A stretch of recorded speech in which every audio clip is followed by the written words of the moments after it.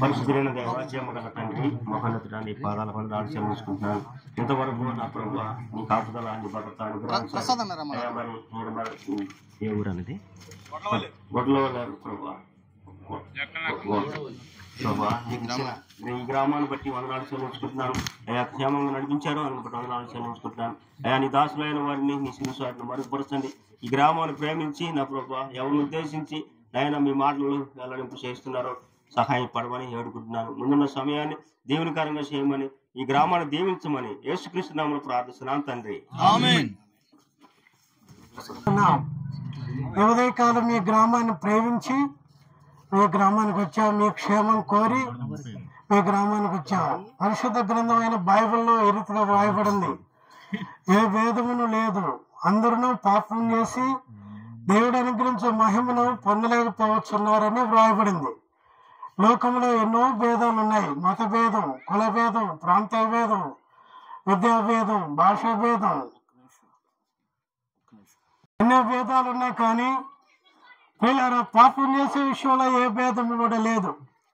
అందరూ పాపం చేసి దేవుడు అనుగ్రహించే మహిమను పొందలేకపోతున్నారని బైబిల్ సెలవిస్తుంది. అందరూ పాపం చేస్తున్నాం. పిల్లల కులము, మతము, జాతి, రంగు, వర్ణ భేదం లేకుండా, ప్రాంతీయ భేదం లేకుండా లోకంలో సర్వ మానవులు కూడా పాపం చేస్తున్నారు. బైబిల్ గ్రంథం సెలవిస్తుంది, పాపంలో వచ్చు జీతము మరణము అని రాయబడింది. పాపం ద్వారా మరణం అనేది సంప్రాప్తమైంది. మరణం అంటే అయ్యా పాపం చేసిన వాళ్ళే మరణిస్తారా, లేకపోతే పాపం చేయని వారు మరణించరా అని మీరు తలంచవచ్చు. ప్రియులారా, మరణం అనేది రెండు విధాలు. ఒకటి భౌతిక సంబంధమైన మరణం. ఏదో దినాన 70 సంవత్సరాలు, 80 సంవత్సరాలు, 90 సంవత్సరాలు, 100 సంవత్సరాలు జీవించిన ఈ లోకయాత్ర మనం ముగించి వెళ్ళిపోవాల్సిందే. ఈ లోకం మన శాశ్వతం కాదు, ఈ గ్రామం మన శాశ్వతం కాదు. ప్రియులారా, ఇది భౌతిక సంబంధమైన మరణం. ఈ మరణం అందరికీ వస్తుంది, అందరూ మరణించవలసింది. మరణం ఒక్కసారి, మనుషులు ఒక్కసారి మృత్యువర్ణం వలన నియమింపబడెను అని వ్రాయబడింది. మనుషులకి మరణము అనేది సంప్రాప్తమైంది. ఇది భౌతిక సంబంధమైన మరణం. కానీ అది మరొక మరణం ఉంది, అది ఆత్మ సంబంధమైన మరణం. ఆ మరణమే రెండవ మరణం. అది అగ్ని గంధకములతో మండుగొండం.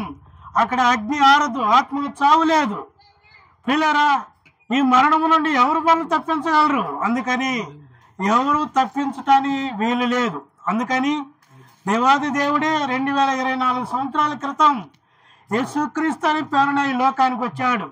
ఆయనే పరిశుద్ధుడిగా ఈ లోకంలో జన్మించాడు, పరిశుద్ధుడిగా జీవించాడు. ఆయనలో ఏ పాపము లేదు, ఆయన జన్మలో పాపము లేదు, ఆయన జీవితంలో పాపము లేదు. పరిశుద్ధుడిగా ఆయన ఈ లోకంలో జీవించి సర్వ మానవ పాప పరిహారం కొరకై ఆయన సిలువను మోసాడు.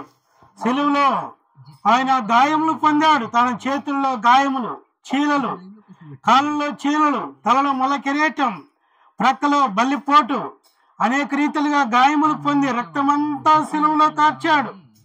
పిల్లరా, రక్తము సిలువలో కార్చాడు. ఆయన రక్తం అమూల్యమైన రక్తం, నిర్దోషమైన రక్తం, నిష్కలంకమైన రక్తం, పవిత్రమైన రక్తమును కలవరి సిలువలో కార్చాడు. మరణించి సమాధి చేయబడి మరణాన్ని జయించి 3వ దినాన యేసు ప్రభువారు తిరిగి లేచాడు. 40 దినాలు భూమి మీద ఉండి అనేక మంది చూస్తుండగా ప్రభు పరలోకానికి ఆరోహణమై వెళ్ళాడు. యేసు ప్రభు తిరిగి రాబోతున్నాడు. ఈ చరిత్రలో ఈ రీతిగా మానవ పాప పరిహారం కొరకై ఆ రక్తం దాచిన వారు, ప్రాణం అర్పించిన వారు ఎవరైనా ఉన్నారా? ఏ గ్రంథంలోనైనా చూడగలమంటే ఎవరు లేరు. ప్రియులారా, దేవుడు నిన్ను సృష్టించిన దేవుడు, నన్ను సృష్టించిన దేవుడు కనుక మనం పాపంలో చనిపోయి నరకానికి కావటం ఆయనకి ఇష్టం లేదు. కనుక ఆయనే నిన్ను నన్ను ప్రేమించి ఈ కార్యం ఆయన చేశాడు కనుక ఆయన తిరిగి రాబోతున్నాడు కనుక అయితే ఇప్పుడు మనం ఏం చేయాలంటే మన పాపాలు దేవుని యొద్ద ఒప్పుకోవాలి. ప్రభువా నేను పాపిని, నా పాపాలు క్షమించు, నీ రక్తం దాన్ని నన్ను కడుగు, ఇప్పటిగా నన్ను అంగీకరించమని ప్రార్థన చేసుకున్నట్లయితే యేసు ప్రభువు నీ పాపాలను క్షమిస్తాడు. నీ జీవితం మారిపోతుంది. నీకు ఆత్మశాంతి, సమాధానం, నెమ్మది కలుగుతుంది. ఈ లోకంలో జీవించిన తదనంతరం ఏనాడు మరణించినా కూడా శరీరం మన్నైపోతుంది. కానీ ఆత్మ ద్వారా దేవుని ఎదుగు వెళ్తావు, దేవునితో ఉంటావు, దేవునితో సదాకాలం ఉంటావు. అక్కడ దేవుని రాజ్యంలో ఆకలి ఉండదు, దప్పికుండదు, కన్నీరుండవు. కానీ నిత్య సంతోషం దేవుని రాజ్యంలో అనుభవించగలవు. ప్రియమైన స్నేహితుడా, ఈ మాటలు వాస్తవం, ఇవి నిజం. కనుక ఎన్ని అంత డబ్బు పెట్టినా ఇది దొరికేది కాదు. ఉచితంగా ప్రభువా నేను పాపిని నన్ను క్షమించమంటే యేసు ప్రభు నీ పాపాలు క్షమిస్తాడు. 1984 సంవత్సరంలో యేసు ప్రభు నా పాపాలు క్షమించాడు. కనుక పొగ తాగేవాడిని, స్మోకింగ్ చేసేవాడిని, సినిమాలు, డ్రామాలు, నాట్యాలు అనేకులు జీవితంలో ఉండేవి. మనసు నెమ్మది లేదు, శాంతి లేదు, సమాధానం లేదు. చనిపోవాలని రాత్రి కాలం వెళుతూ ఉన్నాను. ఇలాగ దేవుని వాక్యం రాత్రి కాలం చెప్తూ దేవుని వాక్యం చెప్పగా విన్నాను. పాపిని అని గ్రహించాను. యేసు ప్రభు అనే పాపి నా పాపాలు క్షమించమని అడిగాను. యేసు ప్రభు నా పాపాలు క్షమించాడు, నా జీవితాన్ని మార్చాడు, నా చెడు అలవాట్లను దేవుడు తీసివేశాడు. పాపం మీద యేసు ప్రభు నాకు విజయం ఇచ్చాడు, మనశ్శాంతి ఇచ్చాడు, నెమ్మది ఇచ్చాడు.